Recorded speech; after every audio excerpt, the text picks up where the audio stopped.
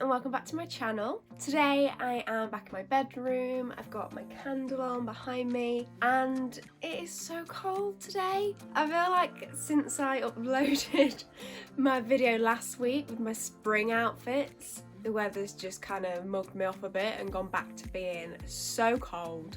It is so foggy today, it is dull, the sky is grey, and I feel like maybe I've jinxed us all. The knitwear is making another appearance for the time being. So today I'm going to be sharing with you some of my top tips for how I keep my weeks kind of organised. I'm not a super organised queen, but I like to plan out my weeks to some extent so that I feel like I have a bit of structure and that my life isn't all over the place, so hopefully you can take something from it. Probably not. Okay, so obviously all the things that I'm gonna be talking about today are suited to me and my life and how my week runs, but obviously these are all things that you can kind of tailor to your week. But the first thing that I do to kind of help organise my week is to do a meal plan. So I have this, which this is literally its last sheet and then it's done, so I need to get a new one. But this is basically like a fridge magnet, so it sticks on the fridge and it has your plan for the week with your meals. So it has all the days and it has sections where it says breakfast, lunch and then dinner at the bottom, and on the side as well it has the shopping list bit where you can write notes throughout the week. So as you will see as we go through this, all of my notes are so messy and so scribbly, but I'm the only one who pays attention to it, so it doesn't really matter. So basically I tend to do this on kind of Sundays. I will sit down and do my meal plan for the week. My boyfriend Alex has 3 children who are with us for half of the week, so they come to us on certain nights. So for those nights I'll have to obviously tailor our dinners in the evening for obviously more people and tailor them to be child friendly, stuff that they're actually going to eat and not just moan about. I also write in here kind of brief notes for what Alex is going to have for his lunches for work, because he's still going out to work at the moment. I'm at home, so it doesn't really bother me too much. I can kind of whip whatever up, but I do like to plan out his lunches to make sure that I've got stuff in for pack-ups and whatnot. Then once I've done that, I can then start writing out my shopping list for the week, which I base off of obviously the meals that we're going to have. I will again try and write that on Sunday once I've done my meal plan, and then I don't actually go food shopping until Wednesdays because that's just the way my week plans out. I have college on Monday and Tuesday, so I don't really get time, and then Wednesdays is my first day off in the week, so that is the day that I will go out to the supermarket and do our weekly shop. It also helps with me not spending so much on food shopping. I know like at the start of the first lockdown, because everyone was at home and it was like there was nothing to do other than kind of eat. I guess a lot of it was based around what food we're going to have throughout the day. I was spending about £130 a week on food shopping. I can't do that every week, so this meal plan really helps me to cut back on what I'm buying, only buy what I know I'm going to use, and then anything sort of extra that I see is kind of like a treat on top for puddings and stuff like that. It just means that I'm not throwing away a load of food at the end of each week, and I'm not wasting a load of money on stuff that I know isn't going to get eaten. The next thing that I do to help organise myself is that I have a daily planner. Now at the start of the year I searched high and low to really find a planner that suited me. I had very specific sort of requirements, I'd say, as to what I wanted my planner to be like and how I wanted it laid out and stuff, and the different sections I wanted in it. So I wanted one that I could actually really get into using and for it to make sense to me and what I needed to remember, kind of thing. I didn't buy one lightly. I did take a while to look for one, and I ended up getting this planner, which is just like, it's almost like in a material, a blue and white daily planner from Paper Chase. It is a bit on the larger side. Usually they're kind of maybe like half this size and kind of that way on, if that makes any sense what I'm trying to say. But this is quite a bit bigger, which is good. That's what I wanted. I don't want to be having to write tiny to scribble all my notes onto one page if I have a really busy day. So this is what it looks like on the inside. So on the inside it has all the different sections. It's not dated, so it doesn't come with like the dates written on it. It has the little bar at the top where it says day and date, so if you miss a day it doesn't matter, you can just fill it in with the day that you're on kind of thing, which I really liked. It has a little box at the top where it says goals for the day, then it has a task list, time for me, and then the bottom bit here it has the hours laid out in the day, so it has from 6 a.m. till midnight, and then down the side it has a notes section. So I'll show you a little bit of how I kind of write in this. It's gonna look really it's gonna look really messy because obviously these are days that I've been and completed. So I've got the date at the top, then goal for today. I just tend to use this for little things that I need to remember, like odd jobs. Then down the side in the notes I just write any other sort of general bits that I've got going on. Then on the tasks bit I've put the different things that I need to do for today. So I've got food shop on there, to film a video and do some bits for college. To be fair, in the time bit I don't tend to actually use it by the times, because I feel like when I restrict myself to a time it's too much pressure on myself and I don't end up doing it, and then I fall into a pit of doing nothing, and then by the time I know it, my day's gone and I haven't done half of what I needed to do. So I just use the time section at the bottom there to kind of write in, you know, just a general run through of how my day is going to go and kind of what order I want to do stuff in. Then the last part of my daily diary that I use is the time for me bit,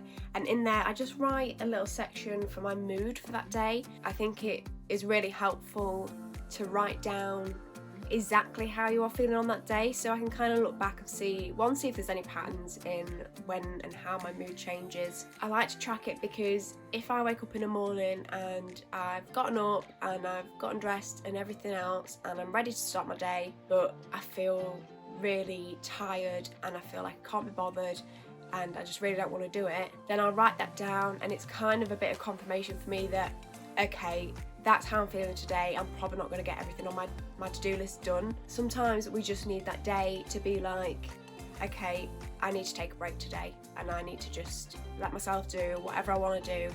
The more you try and push yourself to do something, you're either just going to do the job badly or you're just going to end up feeling even worse after. So I do like to track my moods just to kind of keep track of where I'm at and how I can expect my day to go. Once I had bought this planner, I really intended to use this for everything, because last year, although I was quite organised, I just had bits of paper flying everywhere for different things. It was just a bit hectic. So I really wanted a planner where I could keep everything in one place. I tried that for the first week or so, and it just didn't work for me. I kind of needed a notebook specifically to write down things that I had idea-wise that I can't fit in this book. So that is where I then decided to split my brain, let's say. I decided to split my brain into 3 different books. So I keep my daily planner for obviously my day-to-day run-ins and jobs that I need to get done throughout the day and how roughly my day is going to go. So that is what I use this one for, and I really like this planner. Hopefully next year I can get one that is similarly,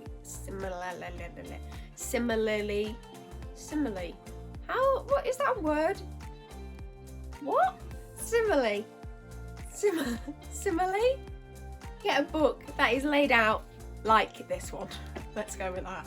So then I went and picked up 2 other notebooks, which are these ones here. So this is just a smaller lined book. I use this to write down any ideas that I have for YouTube videos, anything that I specifically need to plan out, or any ideas really that I need to remember. So I use this to write down any random things that go on in my head that I want to remember.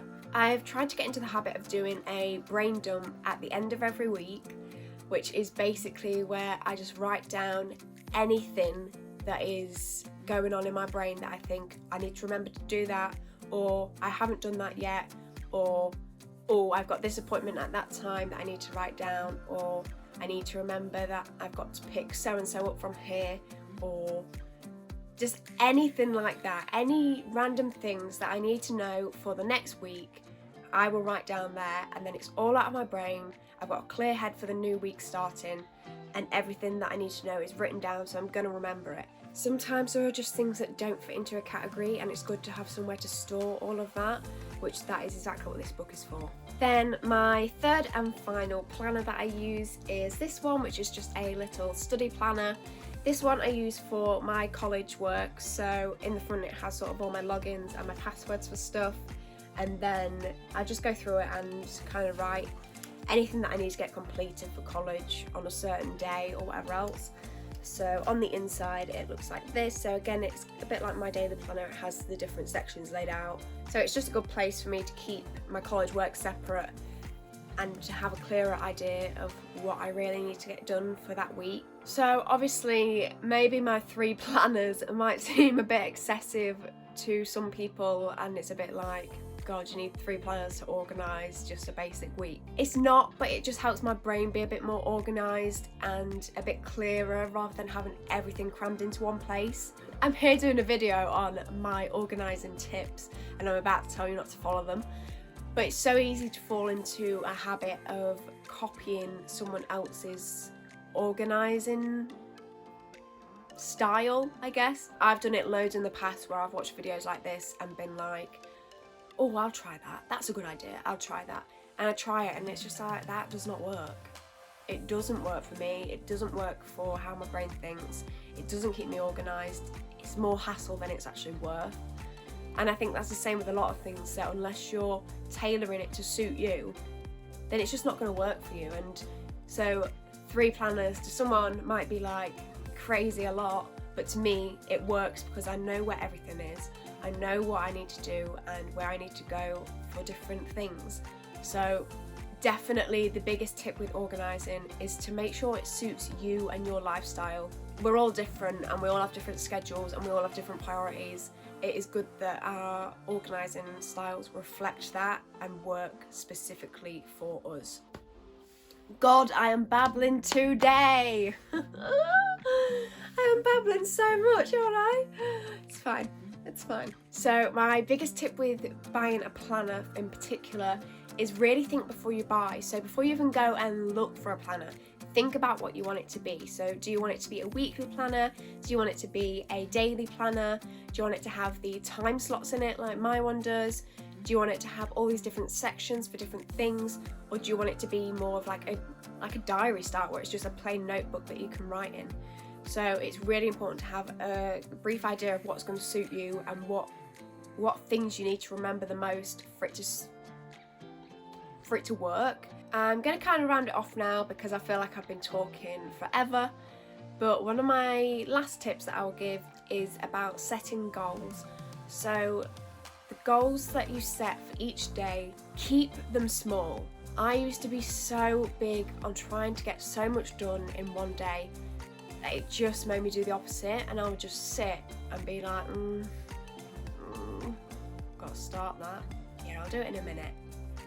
And to the point that I just would end up getting nothing done because the daunting thought of having all this long job list to do was like, I don't want to do any of it. So I wouldn't. Whereas now, if I set myself 3 tasks for a day, and that could literally be take the dog on a long walk, do a load of washing and hoover the front room. If that is all that happens in my day, then at least I've done all of my jobs for that day and I've completed my day. Whereas if I have a job list of 20 jobs and I only get 4 of them done, I'm not going to be happy about the 4 that I've got done because I'm going to be so annoyed that I haven't done the rest and as if I haven't pushed myself enough that day. You're just going to make yourself a bit stressed out over nothing. Like the jobs that you've got to get done, are they that important? If they are and they need doing by that day, then put them on your list. But if it's something that can wait till the next day, leave it. It is not that important to stress over. Okay, I am definitely gonna finish this video now because I have been sat here for way too long and I kind of need a drink because my mouth's so dry from talking. So I hope that this hasn't been like a really dreary, get your life in order kind of video, but it's just a few tips that I use throughout the week to help me kind of keep it all together. But I hope you have all enjoyed this video, and if you have, please like or leave a comment, and as always, please subscribe, and I will see you on my next video, guys. So, bye!